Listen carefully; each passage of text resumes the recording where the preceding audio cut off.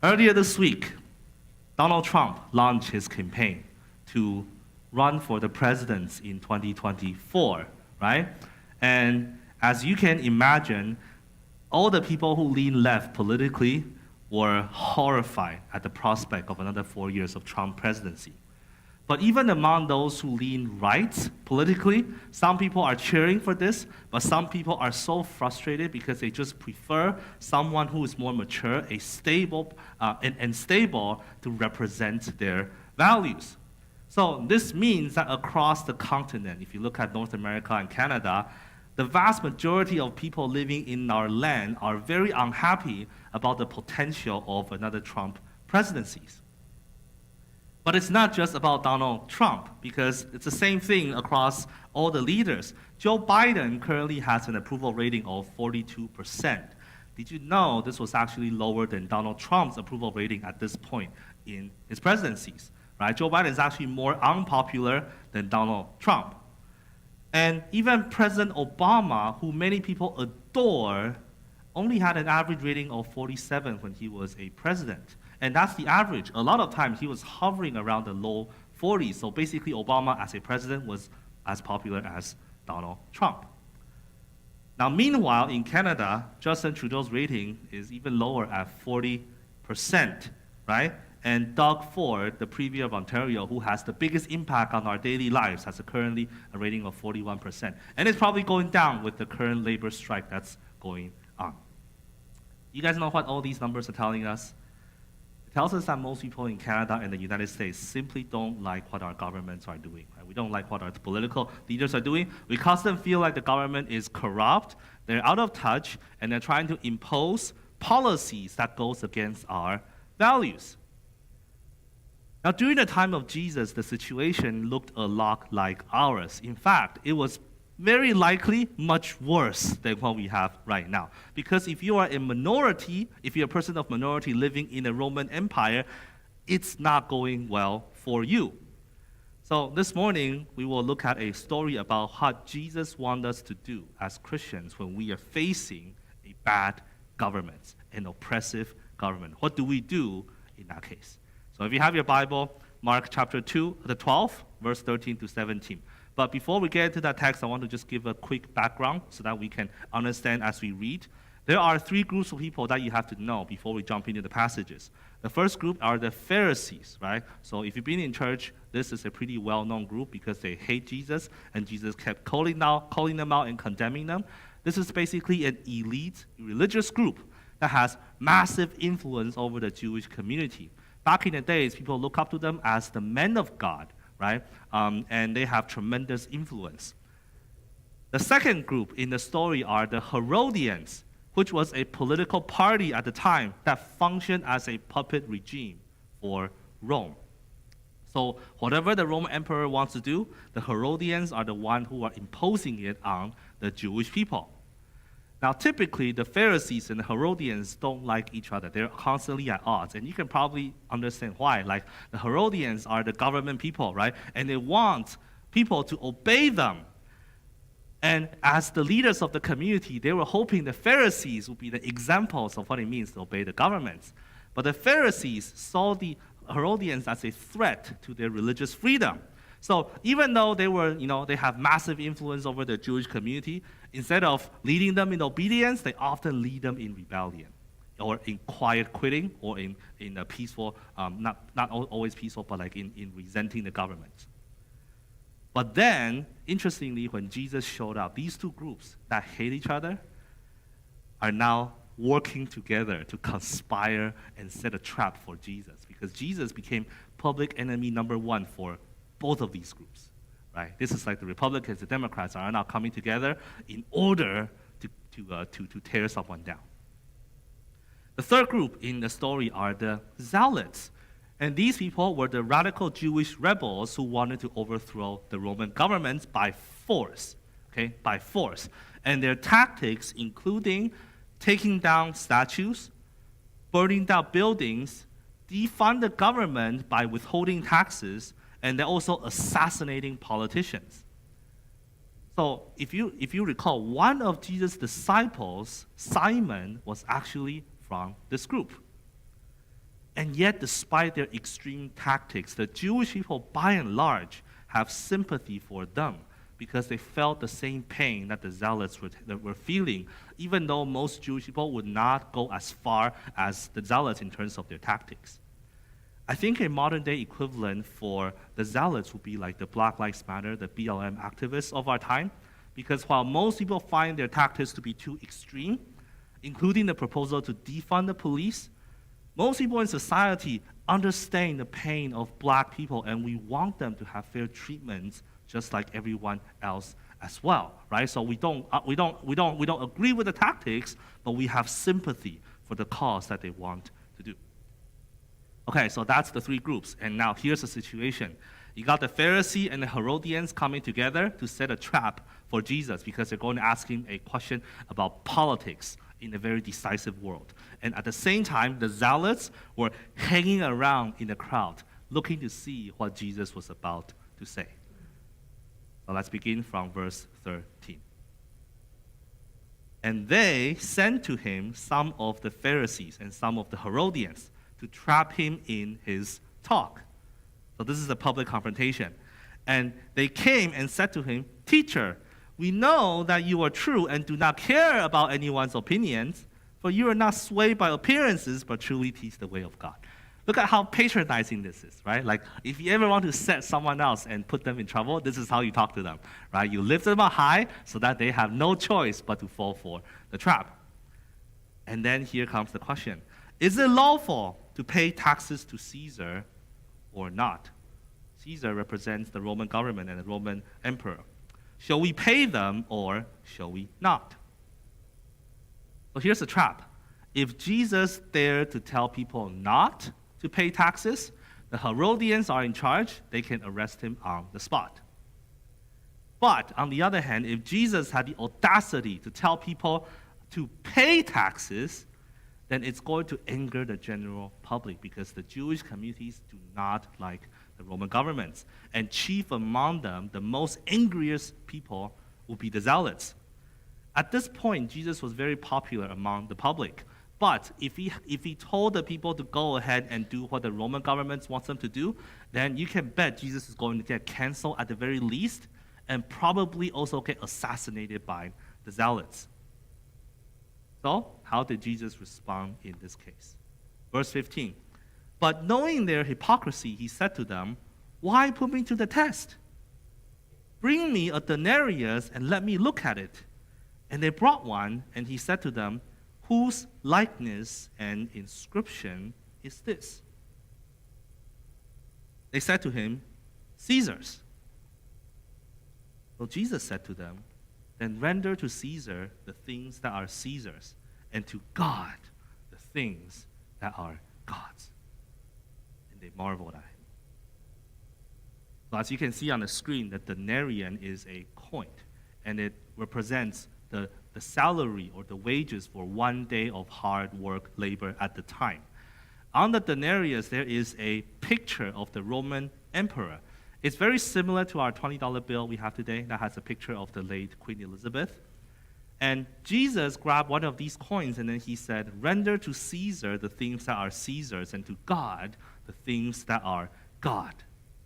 Now, brothers and sisters, the concept that Jesus introduced through this simple phrase has dramatically shaped how Christians approach the government through the ages. And some people will even argue that this was what led to the modern idea of the separation of church and state. Because the point is that since Caesar's image is on the coin, then therefore the coin belongs to the government. But guess whose image is on you as a human being? It's God's, right? So if God's image is on you, then because all humans were created in the image of God, therefore we belong to God. Our possessions belong to the government, but we belong to God. So as Christians, we are now citizens of two kingdoms at the same time. You got an earthly kingdom, the government that we're living under, and you have a heavenly kingdom where Jesus is reigning and it's growing through one heart at a time.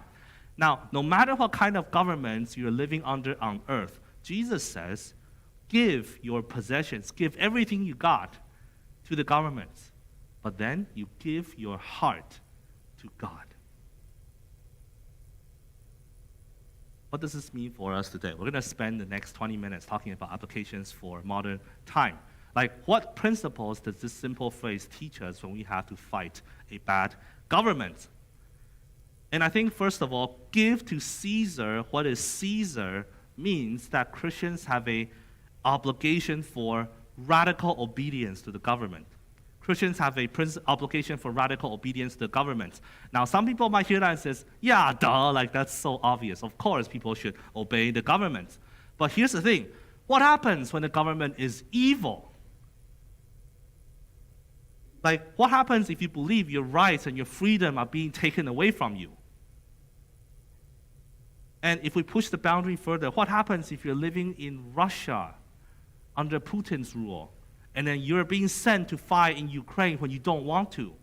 What happens when you're living in North Korea and you have no freedom? Do you still obey the government?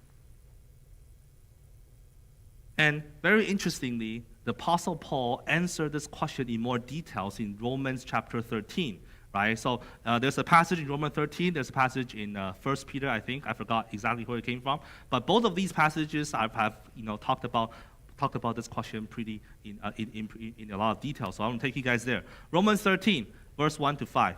It says, let every person be subject to the governing authorities, for there is no authority except from God, and those that exist have been instituted by God. No exception. You see here. Therefore, whoever resists the authority resists what God has appointed, and those who resist will incur judgment. For rulers are not a terror to good conduct, but to bad. Would you have no fear of the one who is in authority? Then do what is good, and you will receive his approval. For he is God's servant for your good. But if you do wrong, then be afraid, for he does not bear the sword in vain. For he is the servant of God and the avenger who carries out God's wrath on the wrongdoer. The interesting thing is that when Paul wrote this part of the Bible, the emperor of Rome at the time was murdering Jewish people and then feeding Christians to lions in the Colosseum as a form of entertainment. And Paul says, even in that environment, you obey your government. And Peter told us in his passage that we are still to honor the emperor.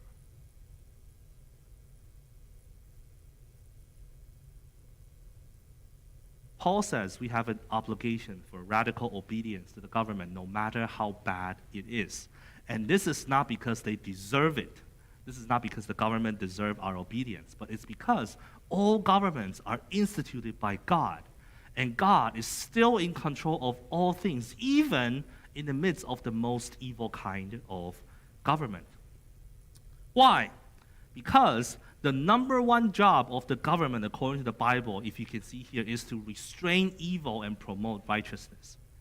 So in our modern day, when we think of the government, we think that the government's job is to raise an army to protect the country, right? Is to run the education system, is to provide universal health care to people, is to collect taxes, build roads, and do all of these things. And that's not wrong. That's not wrong. But the number one job for the government is to restrain evil, to punish the people who are doing wrong, and also to promote righteousness.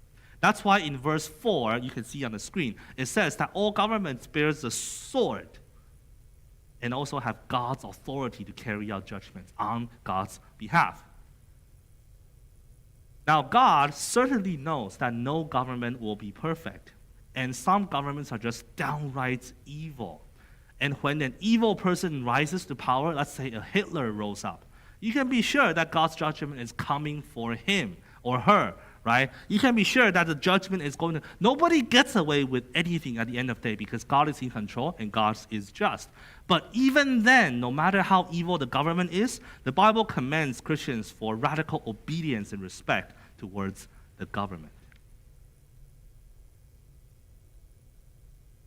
But now, secondly, Jesus also said, but to God, what is to God? What belongs to God?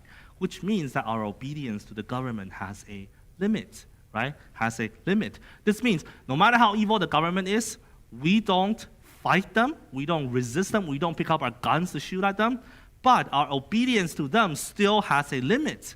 And that is whenever the government contradicts the Bible, we need to resist because our ultimate allegiance is to God. So that means if the government commands to either worship the king or maybe even just to show our allegiance to the supreme leader of the society or the party, then we have to resist, right? For like during the Roman Empire, they believed that they were tolerant. They believed that they had religious freedom because they said as long as you worship the emperor, you can do whatever you want with your religion. Worship whatever kind of God you want as long as you worship the emperor as well. Now, this might work for a pagan religion or for other kinds of faiths that believe in multiple gods, but you guys see how this would just contradict what the Bible says, right? Because it goes against commandment number 1 in the 10 Commandments. And therefore, the Christians and the Jews said no to the Roman government, leading to a massive persecution for God's people. That's why Christians were being fed to lions as a form of entertainment. Now, before you think that, this is just happening in the ancient time, this is also happening in our modern time as well, because a similar thing is now taking place in China under President Xi Jinping, isn't it? Did you know that China has banned the sales of Bible? You can no longer buy a Bible in public in China. And the reason they banned the Bible is because the Bible is not patriotic enough. It doesn't get with the program that the Communist Party wants to push. So the government bans the public sale of the Bible, and instead they're working on a new translation. And by that, they mean they are going to alter the text so that the message of the Bible will fit the communist agenda better. And until that new version of the Bible comes out, no Bible are allowed to be sold in the country. And besides the Bible, the government is also trying to change the way Christians worship. I remember a few years ago, a professor from seminary told us a story from when he visited China, and he said there was a church that was being investigated by the government because they were not patriotic enough, or at least that's the accusation. So there was this government official that came to inspect the church building, and when they walked around the sanctuary, the official saw a big cross in the center of the room. Therefore, eventually Justin Trudeau has to withdraw this motion. But had it passed, then we would have a dilemma on our hands, isn't it? Churches would have a dilemma on our hands. And we have to think about what to do in that case. Now, I have no doubt that some churches would bend their backs and compromise on their conviction. But I think we have to remember what Jesus said, right? Render to Caesar's what is Caesar, and to God what is God's. Therefore, if the government wants to defund the churches, then we will give them the money, right? Because the Bible is clear that all life has value. Any color of your skin, any religion, straight, gay, right, male, female, born or unborn, all life have values. And also Christians have an obligation to protect the most vulnerable people in the society, and that happens to be the unborn. They're not the only one, but they are one of the most vulnerable population in society. And therefore, when the government wishes to impose pro-choice laws on pro-life organization, we need to peacefully resist the government, right? We let them take whatever they want from us, but we are not going to go alone. Now, at this point, some people might be wondering, okay, so I understand that we have to resist the government when it's calling us to do things that goes against the Bible. But how far can we go in our resistance? Like, how exactly shall we resist? Is there a point where I can pick up my gun and fight to protect what I have? This is an important question because just in the past few years, we are seeing massive riots from both the left and the right, especially in the United States, right? Whether it's the Black Lives Matter protests or the January 6th events at the Capitol, innocent lives were lost and small business owners had to deal with break-ins and property damages.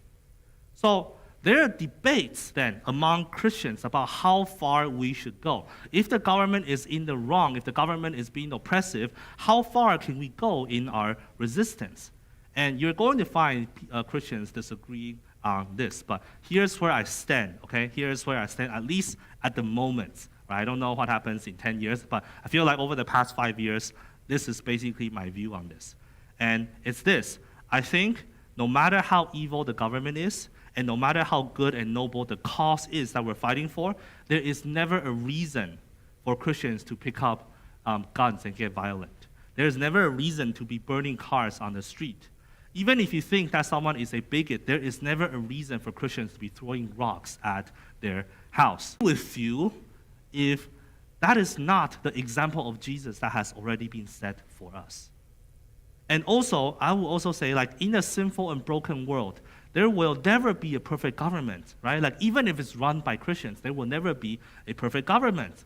We could be the ones in charge, and if we do, if there are more, biblical Christians who are in the government, society will definitely be a better place. But even then, it will still be filled with injustice, right? Like, we are the only Christians, who are not under the delusions that if we're in charge, things will be perfect. In my view, a lot of people feel like if they're the ones in charge, they will do what is right. But as Christians, because we know that we are also sinful and broken, we should be humble enough to admit that if we're in power, we're going to do things that I did not think I was capable of. And in fact, Christians were in charge for a long time in the West, right? And while we did many good things when we have power, Christians also caused a lot of harms in the Western world and all around the world. Now, you can make the case that imperialism is not Christianity, and that is true. Okay, both Christian and secular scholars, everybody understands, if you study this, that imperialism and Christianity are not the same, right? Christianity is like a one little reason why imperialism happened, but imperialism, by and large, happened because of greed. Right? However, normal people don't understand the difference. They don't. And therefore, modern people look at what Christians did in the past and then just outright reject Jesus and the gospel. And therefore, I believe if we fight back the governments with violence, we play into that stereotype again, and we lose our witness. So here's where I'm coming from. I think since Christians are the one who has assurance of salvation, because we know that we are already saved, and that our eternal future is already secured, let us use that as a motivation to follow the example of Jesus into innocent suffering against injustice, right? Jesus did not use force to seek justice on earth. He suffered innocently under it so that he can pay for the sins of others, so that this kind of love changes the mind and heart of the people around him. And as a result, this became the greatest movement in human history, right? Like the Christian movement, the movement of the gospel is the single greatest event, the most successful movement ever in the history of humanity. And it started with Jesus laying down his life, even when he could call down legions of angels to fight for him. So I think in the same way, when Christians also pick up our cross and suffer innocently to do what is right, that is our best witness for the gospel. It's also how countless Christians in history have done in the past when they're living out their faith. An early church leader named Tertullian, I don't know how many of you have heard of him, he once said a very famous phrase that the blood of the martyr is the seed of the church. The blood of the martyr is the seed of the church. That means the best way for the church to grow is by Christians suffering differently than others.